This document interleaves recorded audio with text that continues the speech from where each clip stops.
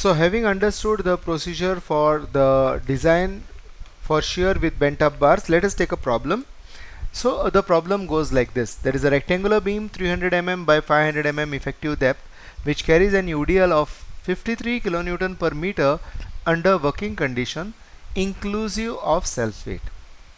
The beam is reinforced with 2 bars of 20 mm diameter and 1 bar of 12 mm diameter, out of which 1 bar of 12 mm diameter is bent up. So obviously the middle one has been bent up into the compression zone at both the ends.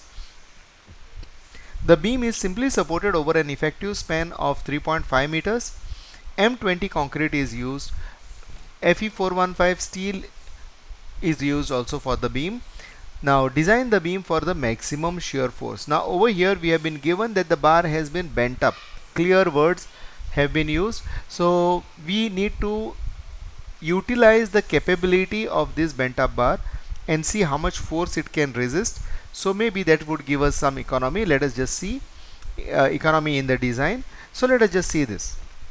In the solution, as usual, what we do is we write all the data. The width is 300 mm, the depth is effective depth is 500 mm, the W is 53 kilonewton per meter, AST is 2 torr 20 plus 1 torr 12, and 1 torr 12 has been bent in the compression zone, so it has become the bent up bar.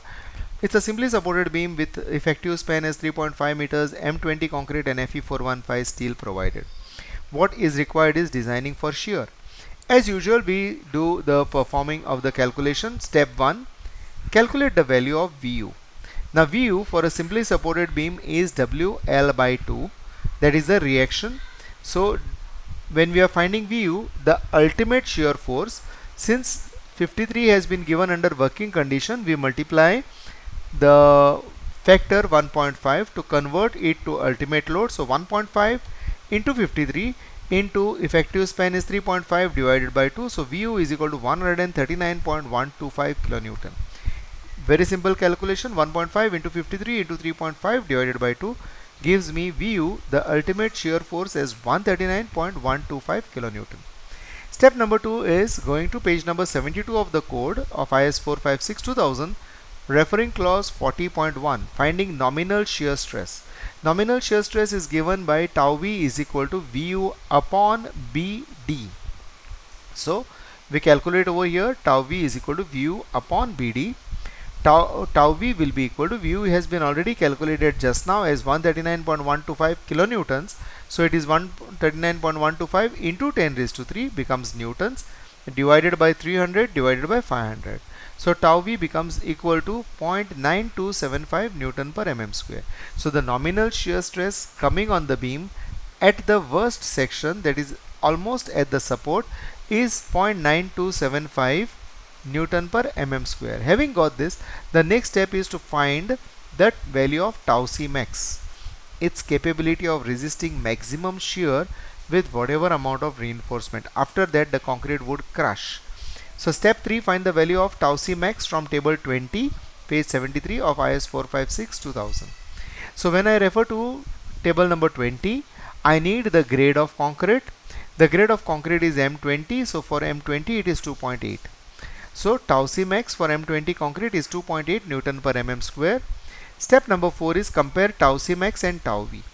Tau C max is equal to 2.8 Newton per mm square is found to be greater than tau V, which is 0.92 Newton per mm square. So its capability to resist the maximum shear stress by providing whatever amount of shear reinforcement is much more than the nominal shear stress which is coming. So we proceed to step number 5.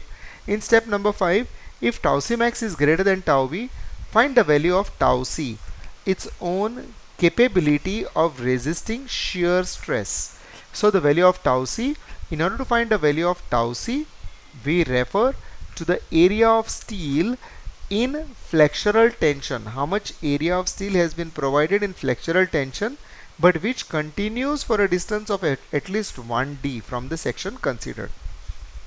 Now over here we know that this beam had 3 bars, 2 bars of 16 and 1 bar of 12, but as we came towards the support, 1 bar of 12 was bent up and taken into compression. So now in tension there are only 2 bars of 16 remaining. So AST considered is 2 bars of 16 mm diameter. So AS is equal to 2 into pi by 4 into d square. So 2 into pi by 4 into 20. Okay, 20 mm bars have been provided. So probably there is a mistake over here. This is 2 torr 20. So 2 torr 20 and 1 bar of 12 was given to us. So area has been considered as 2 bars of 20. Look at this, there is a typographical error over here. So 2 bars of 20, so that comes to 2 into 314. So AS comes to 628 mm square. So find 100 AS upon BD. So 100 into 628 divided by 300 and 500. So this gives me 0.42. This gives me the value of 100 AS upon BD as 0.42. So looking at the table over here, if I look at the table, I look at 0.42. 0.42 lies in between 0.25 and 0.5. I also know the type of concrete which is used. The type of concrete which is used is M20. So in between 0.25 and 0.5 for M20 it is, for 0.25 it is 0.36, for 0.5 it is 0.48.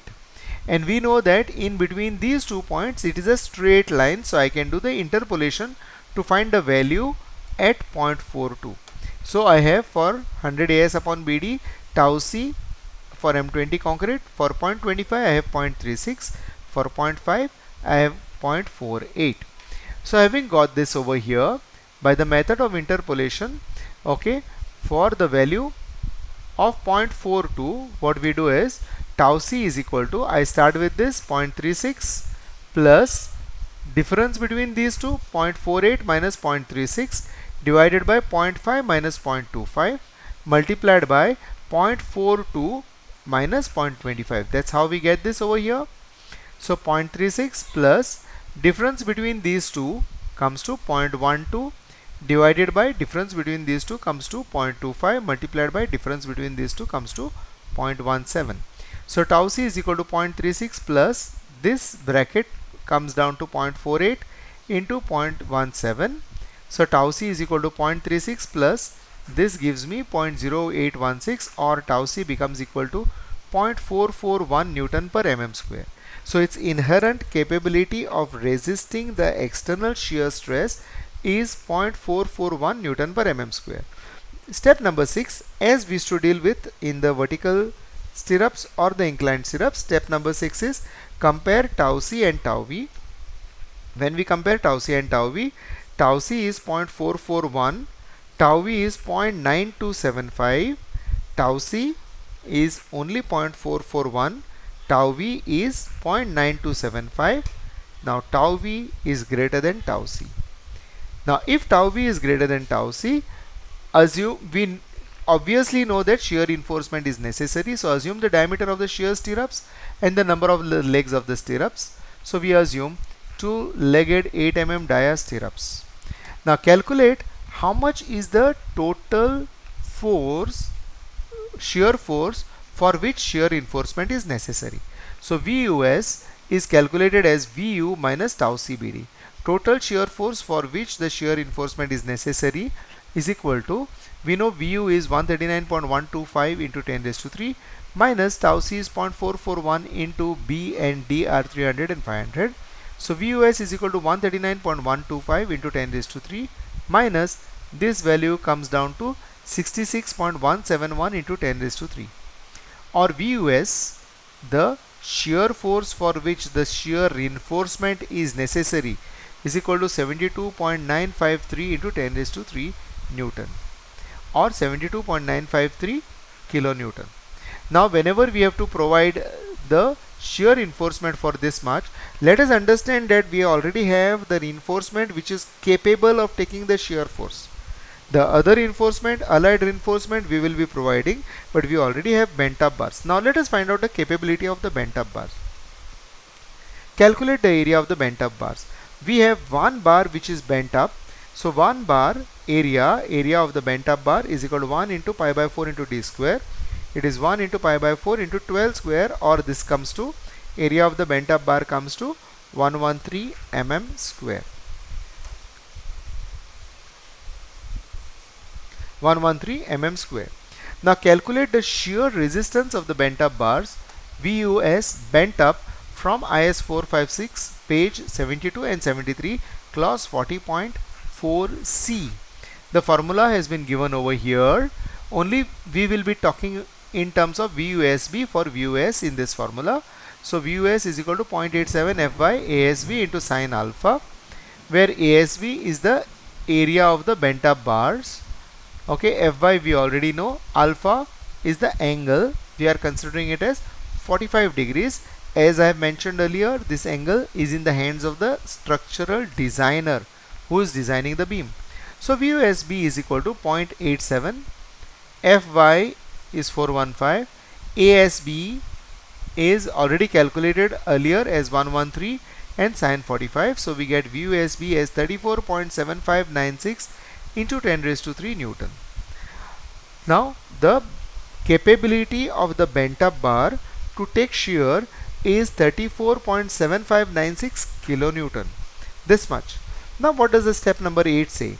Step number 8 says that compare the shear resistance of the bent up bar VUSB, that is this much, and half of VUS, so VUS by 2. So we have VUSB, the capability of the bent up bar to resist shear, that is 34.7596 into 10 raised to 3, is less than half of the balance shear force which has to be taken by all the reinforcement, that is 72.953 divided by 2. This comes to 36.476, but the capability of the bent up bar is only this much. Half of the shear force to be resisted by the overall all the shear reinforcement comes to 36.476, but the capability of the bent up bars is less than that. It is not capable even to take 50% of that. So what does it say? Step number 9b, if VUSB, if the capability of the bent up bar is less than half the force, shear force to be resisted by the shear reinforcement, then provide shear stirrups for the balance, that is VUS, the ultimate shear force coming on the beam, minus that of the bent up bar, minus that what has been resisted by the bent up bar. So design shear force for the stirrup would be VUS is 72.953 minus that of the bent up bar is 34.759.6. So design shear force for the stirrups becomes equal to 38.193.4 newtons. Now proceed with the procedure as if we were designing for vertical stirrups or inclined stirrups. So calculate ASB, two-legged pi by 4 into d square, so two-legged pi by 4 into 8 square, so 2 into 50 becomes 100 mm square. Now calculate the spacing of the vertical stirrups. It has been given in this.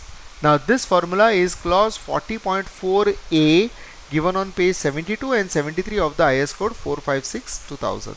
So when I'm calculating this VUS over here to be considered is the balance shear force for stirrups. Please note it is not 72.953 because some part is already resisted by the bent up bars. So the balance one has to be resisted by the stirrups. So it is 38.193.4 is equal to 0.87. This is 415. This is 100. D is 500 divided by SV. So SV comes equal to 475.35 mm. After this, give a check for provision of minimum shear reinforcement by 26.5.1.6 given on page number 48 of the code. ASV upon BSV greater than or equal to 0.4 upon 0.87 Fy. 100 upon 300 SV greater than or equal to 0.4 divided by 0.87 and Fy is 415. So SV we get less than or maximum equal to 302.6 mm. So calculating this we get SV equal to 302.6 mm. Then the next clause is clause 26.5.1.5, that is check for the maximum spacing as per IS 456/2000. The maximum spacing of shear reinforcement, since we have provided vertical stirrups, it is 0.75D or 300 mm. So 0.75D comes to 375 or 300 mm. Now considering all the stirrups considering their spacings, we find that the least one is 300 mm. The least one is 300 mm. So I say provide two-legged 8 dia stirrups at 250 mm center to center. So even when we have a bent up bar which is one 12 mm bar which is bent up on either sides, what we need is to provide two-legged 8 mm diameter stirrups at 250 mm center to center. That completes the design of this problem.